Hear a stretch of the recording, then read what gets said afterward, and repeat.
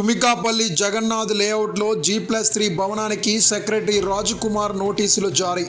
వివరాల్లోకి వెళ్తే కొత్తవలస మండలంలోని తుమికాపల్లి పంచాయతీ పరిధిలోని జగన్నాథం లేఅవుట్లో నిర్మిస్తున్న G+3 భవనానికి సంబంధించి అనుమతులుంటే యజమాని పంచాయతీకి చూపించి తమ పనులు చేసుకోవాలంటూ యజమాని గోపీనాథ్కు పంచాయతీ కార్యదర్శి రాజకుమార్ మంగళవారం నోటీసులు జారీ చేశారు. పంచాయతీ నుంచి ఏ విధమైన అనుమతులు లేకుండా నిబంధనలకు విరుద్ధంగా భవన నిర్మాణం చేపడుతున్నారనే ఫిర్యాదులపై నోటీసులు జారీ చేసినట్లు పంచాయతీ సెక్రటరీ రాజకుమార్ తెలిపారు. చట్టవిరుద్ధంగా నిర్మాణాలు చేపట్టినట్లు రుజువైతే చట్టపరమైన చర్యలుంటాయని ఆయన స్పష్టం చేశారు. వ్యాపారం మీది, ప్రచారం మాది. మీ యొక్క వ్యాపారంను శుభాకాంక్షలు తెలియజేయాలనుకుంటే వెంటనే ఈ క్రింది నంబర్కి సంప్రదించి FTP న్యూస్లో యాడ్స్ పొందండి.